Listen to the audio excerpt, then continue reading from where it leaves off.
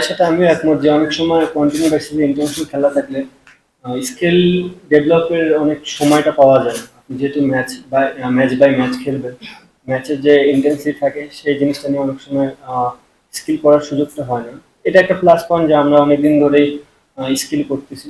Skill মানে এই না যে খুব পাওয়ার হিটিংও চলছে, সাথে কিভাবে কি, বিকজ টি-20 ফর্মেটে আমরা সবাই জানি যে বড় শট খেলতে হয়, এট দ্য সেম টাইম যে যত ডট বল খেলতে পারে তাদের জন্য কিন্তু বেনিফিট। তো বোথ সাইডে আমরা কাজ করতেছি। দেখেন পাকিস্তানের বিষয়টা এখন টোটালি ম্যাক্সিমামই সবাই জানে যে কি কারণে পাকিস্তানের ক্রিকেটটা এখন অফ। আমার থেকে হয়তো বা এটা ভালো ডিসিশন দিতে পারবে বিসিবি, বিকজ বিকজ দুই বোর্ডের মধ্যেই কথোপকথনের মাধ্যমেই জিনিসটা আগাবে। যদি বিসিবি মনে করে আমরা ওখানে ক্রিকেট খেলতে যাওয়ার মতন সিচুয়েশন দিয়ে থাকে, আমরা অবশ্যই খেলতে যাবো। স্বাভাবিক, এটা তো ইতিবাচকই, কারণ আপনি যখন একটা লং টাইমের জন্য সুযোগ পাবেন, আপনি অনেক কিছু চিন্তা করতে পারবেন।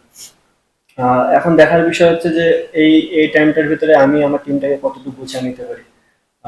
আমিও অনেক আশাবাদী এটা নিয়ে যে লং টাইম একটা চিন্তাধারা থাকে এবং আমার হাতে যে প্লেয়ারগুলো আছে আমরা কিছু ভালো কিছু উপহার দিতে পারবো। লাস্ট মনে হয় আমি টি-20 ইন্টারন্যাশনাল খেলেছি ডিসেম্বরে। সো এর ভিতরে খুব একটা ইন্টারন্যাশনাল খেলা হয়নি। হ্যাঁ, আমি একটা খারাপ সময় পার করতেছিলাম যেখানে আমার ব্যাটে রান হচ্ছিল না, বাট তারপরে কিন্তু আমি অনেক চেষ্টা করেছি। বিপিএল এ অনেকটা চেষ্টা করেছি, ডিপিএলও চেষ্টা করেছি। সো অ্যাজ এ প্লেয়ার আমি এটুকুই বলতে পারি, যে কোনো প্লেয়ারই সর্বোচ্চ তার চেষ্টাটাই করতে পারে। কিছু কিছু সময় থাকে এমন যে আপনি অনেক চেষ্টা করেও হয়তো বা সাকসেস রেজাল্ট পান না, বাট অপোজিট সাইড দেখতে গেলে কিন্তু এমন হয় যে ক্রিকেটার একটা সিরিজ দুটো সিরিজ খারাপ খেলে দেন আবার কাম ব্যাক করে। তো আমি ওই চেষ্টাটাই করব, আমি আবার আমার যে খেলার যে ধরন বা প্যাটার্ন, আমি যে ধরনের প্লেয়ার, সেটা যেন বাংলাদেশকে দিতে পারি। আমি পারফর্ম করলে ডেফিনেটলি বাংলাদেশ টিমও অনেক হেল্পফুল হবে এখানে। আরেকটা জিনিস কি বলি, ক্যাপ্টেনশিপ করা কঠিন। দেখেন স্যার যেহেতু বলছে, হয়তোবা উনি অনেক কিছু ফাইন্ড আউট করে জিনিসটা বলেছে। আমি অত লং টাইম কখনো করিনি, সো পার্টিকুলার সিরিজে আমি করেছি, আমার জন্য খুব একটা বদার ফিল হয়নি। এখন যে পার্টিকুলারলি লং টাইম ধরে করছে হয়তোবা তার জন্য এই জিনিসটা হতেও পারে। অ্যাট দ্য সেম টাইম দুইটা জিনিসই হয়, আপনি যখন ক্যাপ্টেন হবেন আপনার মাথায় অনেক দায়িত্ব থাকবে, রেসপন্সিবিলিটিও থাকবে। তো দুইটা নিয়েই তো আগাতে হবে। আপনি সবসময় বাহাবা পাবেন তাহলেও হবে না, আপনাকে দুই জিনিসটাই ক্যারি করতে হবে। ক্যাপ্টেনশিপ বিষয়ে তো রোল মডেল এটা কেউই না। আপনি যে কথাটা বললেন সেটাই অ্যান্সার দিই।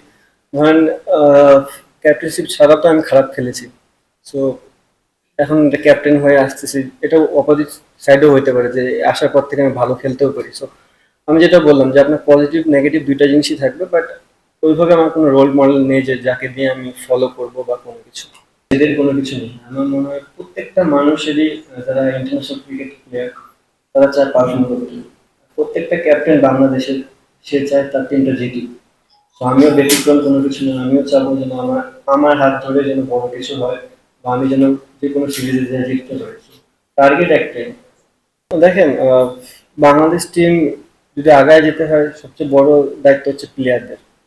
আমরা পারফরমেন্স করলেই টিম আগাবে। সো ফার্স্ট অফ অল আমাদের যারা বাংলাদেশে ফরে খেলে তাদের প্রতিটা রোল প্লে করতে হবে মাঠের মধ্যে। সো আমরা প্লেয়াররা যতটা বিসিবি সাথে আমি কমিউনিকেট করবো, তার থেকে বেশি কমিউনিকেট করা দরকার আমার প্লেয়ারদের সাথে। তারা কি চাচ্ছে, তাদের কোন জায়গায় ডেভেলপ করা দরকার। তো আমার মনে হয় আমি যেহেতু এখন প্রথম প্রথম আসলাম এই জায়গাটায়, স্টিল আমার কাছে একটা লম্বা সময় আছে। তো যত সময় যাবে আমি জিনিসটার ভিতরে তত ইনভলভ হতে পারবো।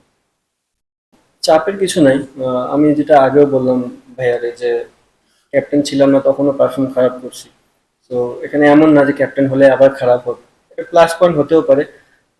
যেহেতু একটা নতুন সুযোগ আসছে, ও আমরা সবাই বিশ্বাস করি যে যার পজিটিভ ওয়েতে চিন্তা করে তার একদিন দুদিন পর হলেও রেজাল্টটা আসে। তো আমি ওই জায়গায় আছি, চেষ্টা করবো পজিটিভ ওয়েতে চিন্তা করার যেন রেজাল্টটা আমার দিকে নিয়ে আসতে পারে। হ্যাঁ, সবারই পার্টিকুলার কিছু না কিছু গুণ আছে। সো আমি যেহেতু খেলেছি অনেকদিন ধরে, আমি চেষ্টা করব বড় ভাইদের যা যা গুণ ছিল ওটা আমার ভিতরে আছে, ওটা আমার ভিতরে থাক। আহ, ওই জিনিসটা যদি আমি মাঠে অ্যাপ্লাই করতে পারি, of the field on the ফিল্ডে, তাহলে মনে হয় আমি প্লেয়ারদের কাছে আরো কাছে যেতে পারবো এবং প্লেয়ারদের কাছ থেকে পারফরমেন্সটা আদায় করতে পারবো। আচ্ছা, এখন তাহলে কারে ক্যাপ্টেন দেওয়া উচিত? না, এই মুহূর্তে আমি বলি যে আপনি তো এর আগেও পেয়েছিলেন, সাকিব আর্লিয়াতে পেয়েছিল, আশরাফুল আর্লিয়াতে পেয়েছিল, আমাদের প্রেক্ষাপটে কি আমাদের মানে ইয়াংদের কি বেশি প্রাধান্য দেওয়া হয় ক্যাপ্টেন্সি? আপনার কি এটা কি মনে হয় যে পরিণত বয়সে দেওয়া উচিত কিনা? দেখেন, আগে অ্যান্সার আমি দিতে পারবো না, বাট আমার মনে হয় এখন যে টিম আছে, যদি আমি এখনকার টিম কাউন্ট করি, তা আমি মনে হয় মোস্ট সিনিয়র T20, ইয়াং তো আমি না। আপনার ক্ষেত্রে বলি নেই, বাংলাদেশ প্রেক্ষাপটে আহ, আমি এটা অ্যান্সার ভাই আপনাকে ক্লিয়ার দিতে পারতেছি না যে জুনিয়ররাই কি ক্যাপ্টেন বা ইয়াং বয়সে ক্যাপ্টেন হয় কি। আমি যবে থেকে টিমে ডেবিউ করেছি, ক্যাপ্টেন ছিল most senior Mashrafe Mortaza change হওয়ার পর হয়েছে সাকিব আল হাসান, উনিও মোস্ট সিনিয়র ছিল তখন। দেন তামিম ইকবাল, দেন মুশফিকুর রহিম। তো আমি কখনো দেখি না যে আমি এমন খেলতেছি যে আমার জুনিয়রকে ক্যাপ্টেনশিপ করতেছি। এখন পর্যন্ত ভাইয়া আমি যেটা বললাম, যেহেতু আহ, খুবই শর্ট টাইমের ভিতর জিনিসটা হয়েছে, আমার মনে হয় যেহেতু লং পিরিয়ডে একটা টাইম আমি পাবো, আমি আমি চেষ্টা করবো জিনিসগুলো আস্তে আস্তে আস্তে ডে বাই ডে এই গ্রহণ করার জন্য।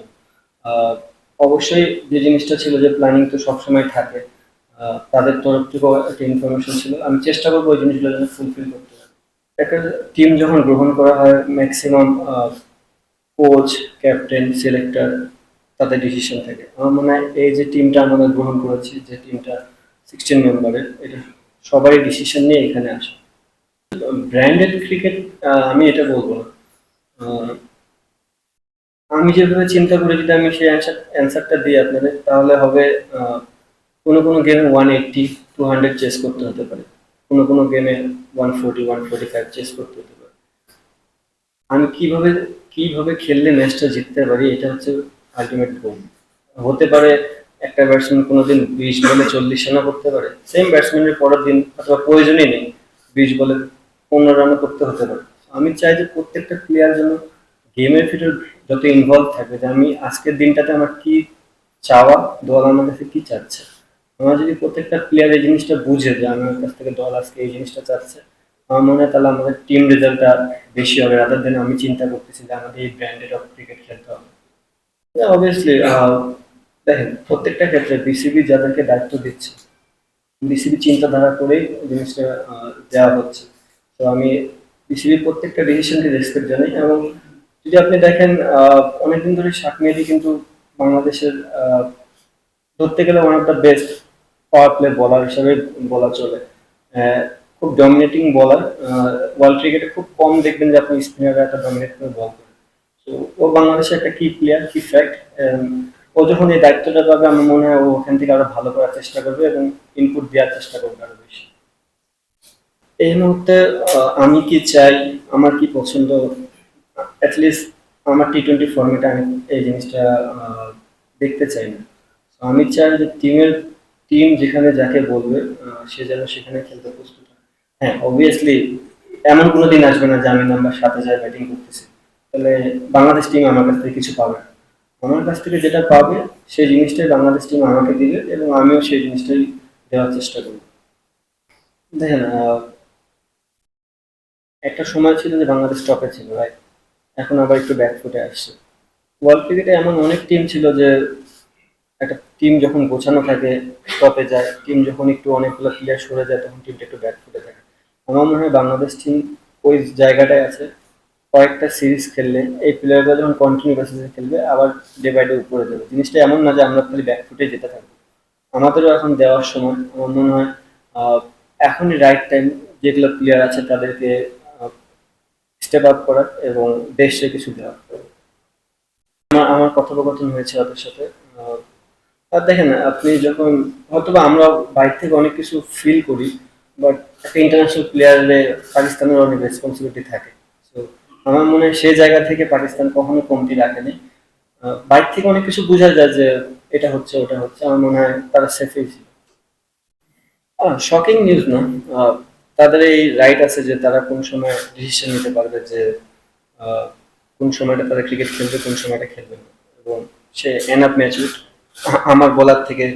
না না, আমি বলতেছি আমার বলার থেকে তার ডিসিশনকে আমার প্রাধান্য দেওয়াটা উচিত, এবং তার ডিসিশনে আমি রেসপেক্ট করি। এবং সে যা করছে ইন্টারন্যাশনাল ক্রিকেটে, নট অনলি ফর ইন্ডিয়া, মানে আপনি যদি দেখেন overall white ball format, test ফরম্যাটের aggression change করছে কিন্তু অনেকখানি। তার অ্যাটিচিউড বলেন, তার ক্রিকেটের নলেজ বলেন। তো এরকম একটা প্লেয়ার টেস্ট ক্রিকেট খেলবে না, একটা সময় তো প্রত্যেকটা প্লেয়ারকে রিটায়ারমেন্টে যেতে হবে। বাট যদি আমি কখনো ইন্ডিয়ার সাথে খেলবি আমি ডেফিনেটলি মিস করবো, কারণ যেহেতু অনেকদিন খেলেছি। মেমোরি